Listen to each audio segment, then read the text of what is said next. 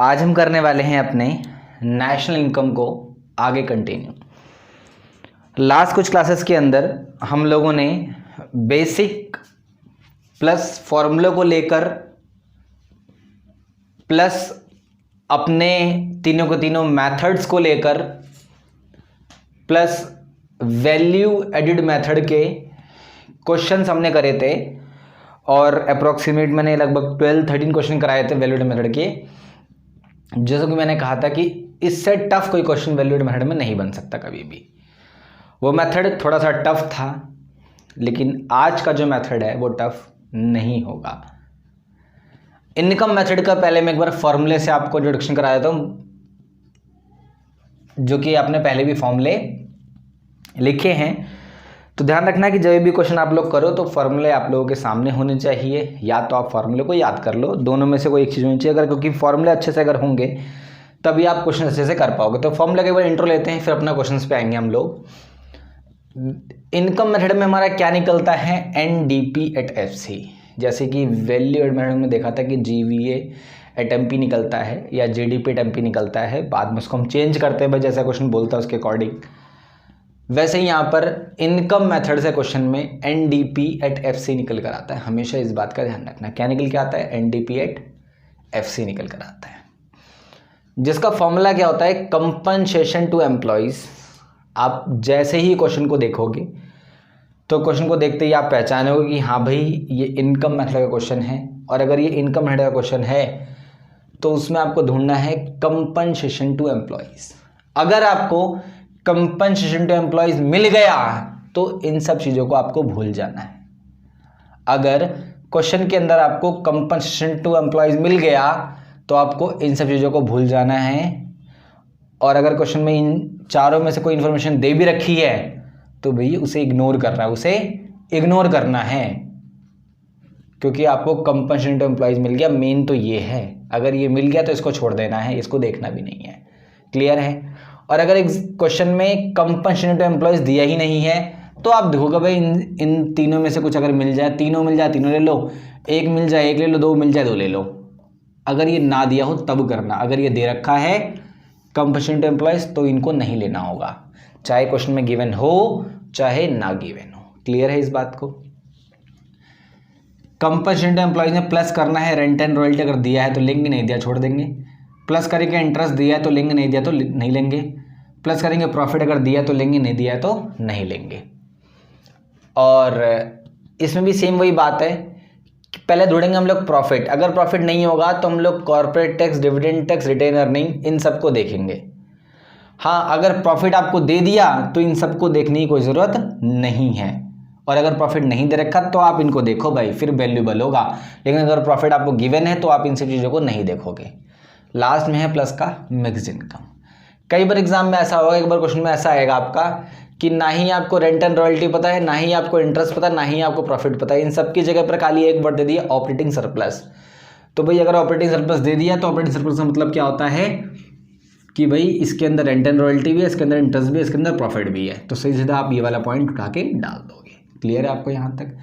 एक और चीज़ बताना चाहूँगा मैं आपको यहाँ पर कि मान लो क्वेश्चन में ऑपरेटिंग सरप्लस भी है, इंटरेस्ट भी है, प्रॉफिट भी है, तो भाई आप कुछ मत करना, इन तीनों की जगह पर ऑपरेटिंग सरप्लस लिख देना। जो क्वेश्चन में इंटरेस्ट में प्रॉफिट दे रखा है उसे इग्नोर करना, उसे इग्नोर करना।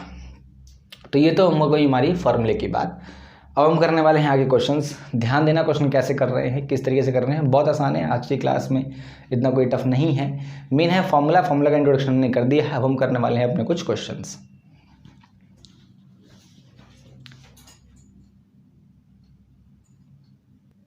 तो ये हमारा पहला क्वेश्चन जो कि आपको दिख रहा होगा आपकी स्क्रीन के आगे। Calculate NDP@FC। क्या निकालना है आपको, NDP@FC। और आपको यहाँ पर कुछ इन्फॉर्मेशन दे रखी हैं, 6 इन्फॉर्मेशन, जिसमें पहला क्या आपका रेंट है, रॉयल्टी है, इंटरेस्ट है, कंपनसेशन ऑफ एम्प्लॉयज़ है, प्रॉफिट है और मिक्स्ड इनकम है। और क्वेश्चन ने बोला है कैलकुलेट करना है आपको, NDP@FC निकालना है। इस 6 की 6 इन्फॉर्मेशन है आपको। तो जैसे मैंने बताया था लास्ट वीडियो के अंदर भी कि आपको पहले क्वेश्चन लिख लेना है, उसके बाद देखना है कि मैं कैसे आपने इस सॉल्यूशन को कर रहा हूँ। Solution number 1। अब देखो सवाल ये आता है कि भाई हम लोग कर रहे हैं अपना इनकम मेथड, और इनकम मेथड में यहाँ पे इस क्वेश्चन में पूरे कहीं पर भी नहीं लिखा कि भाई इनकम मेथड से सॉल्व करो। सवाल नंबर 1।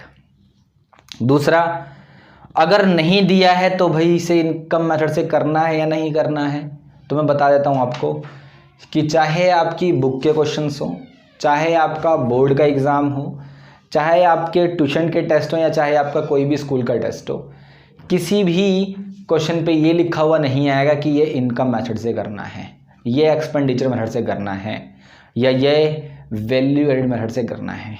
आपको इन्फॉर्मेशन पढ़नी है, और इन्फॉर्मेशन पढ़ने के बाद आपको दिमाग लगाना है कि यार ये इन्फॉर्मेशन तो इनकम मेथड में थी, या ये इन्फॉर्मेशन तो वैल्यू एडेड मेथड में थी, या ये इन्फॉर्मेशन तो एक्सपेंडिचर मेथड में थी। अब वो इन्फॉर्मेशन कैसे पता चलेगी आपको? भाई फॉर्मूले से पता चलेगा। फॉर्मूले में जो चीज़ें दे रखी हैं, अगर वो आपके क्वेश्चन में है तो आप पहचान लोगे कि भाई ये कौन सा मेथड है, किस तरीके से करा जाएगा। जैसे आपने वैल्यू एडेड मेथड के 13 सवाल करे, तो उसमें देखा कि भाई हर सवाल में जो लैंग्वेज था वो सेल्स को लेकर, इंटरमीडिएट कंजम्पशन को लेकर, है ना, परचेज को लेकर इस तरीके से बात हुई है। यानी कि और निकालने को उसने क्या बोला, GVA आइटम बोला है, वैल्यू एडेड बोल रहा है ऐसे कई बार क्वेश्चंस में, तो वो एक अलग था। लेकिन एक्सपेंडिचर इनकम मेथड में बच्चे कई बार गलती करके आ जाते हैं। क्या गलती करते? क्योंकि वो पहचान नहीं पाते कि ये कौन सा मेथड है। तो मैडम लोग पता कैसे लगाएंगे? हम अपने फॉर्मूले को देख के पता लगाएंगे और क्वेश्चन की इन्फॉर्मेशन को देखकर पता लगाएंगे। इन्फॉर्मेशन को देख के कैसे, मैं बताता हूँ आपको। जैसे कि भाई rent, royalty, interest, compensation of employees, profit और मिक्स इनकम, भाई ये सारी की सारी इन्फॉर्मेशन इनकम मेथड की हैं। कैसे इनकम मेथड की हैं भाई? तो भाई फॉर्मूला उठा के देख लो ना कि ये सारी चीज़ें इनकम मेथड में मिल जाएंगी आपको। तो यानी कि ये इनकम मेथड का क्वेश्चन है। तो चलो करते हैं। इनकम मेथड का क्वेश्चन है, तो इनकम मेथड से क्या निकलता है आपका इनकम मेथड से निकलता है NDP@FC निकलता है। सही बात है, NDP@FC निकलता है किस मेथड से? आपके इनकम मेथड से। और इस क्वेश्चन के अंदर हमको क्वेश्चन ने NDP@FC ही निकालने को बोला है। चलो अच्छी बात है, जो बोला था निकालने को वही निकल कर आता है इनकम मेथड से। करते कैसे हैं, इन्फॉर्मेशन पढ़ो। तो सबसे पहले 4 नंबर पे दे रखा है मुझे यहाँ पे कंपनसेशन ऑफ एम्प्लॉइज़ या कंपनसेशन टू एम्प्लॉइज़। जैसे कि इनकम मेथड में मेरा पहला चीज़ क्या होता है? Compensation to employees. तो मैं लिखूँगा कंपनसेशन टू एम्प्लॉइज़ भाई, प्लस इसमें करूँगा रेंट, क्योंकि मुझे गिवन है क्वेश्चन में और फॉर्मूले में रेंट होता ही है। रॉयल्टी भी मुझे गिवन है तो फॉर्मूले में रॉयल्टी भी होता है भाई। आगे इंटरेस्ट मुझे गिवन है और फॉर्मूले में मेरा इंटरेस्ट होता है। प्रॉफिट मुझे गिवन है और फॉर्मूले में प्रॉफिट भी है मेरा। और लास्ट में देखो मिक्स इनकम गिवन है क्वेश्चन में, तो हाँ भाई गिवन है मिक्स इनकम। ये तो एक बहुत ही सिंपल सा क्वेश्चन बन गया कि आपको यहाँ तो सारी ही चीज़ पता है। कंपनसेशन टू एम्प्लॉइज़ फॉर्मूले अकॉर्डिंग जो पहली चीज़ थी मैंने पहले लिखी, फिर मैंने रेंट लिखा, फिर मैंने रॉयल्टी लिखी, फिर मैंने इंटरेस्ट, प्रॉफिट और मिक्स इनकम लिखा। अब जो इनका अमाउंट है आपको वो लिख देना है। कंपनसेशन टू एम्प्लॉइज़ आपका यहाँ पर 1000 था, रेंट आपका 400 था, रॉयल्टी आपकी 200 थी, इंटरेस्ट आपका 500 था, प्रॉफिट आपका 500 था, मिक्स इनकम आपकी यहाँ पर 1000 थी। तो इनको क्या करना है? आपको प्लस करना है, और प्लस वगैरह तो आपको करना आता ही है। इन सब को करके आपका आ जाएगा 3600 रुपीज़ करोड़ में आपका आंसर आ जाएगा। तो ये था हमारा फर्स्ट क्वेश्चन, जो कि बहुत ही सिंपल क्वेश्चन था।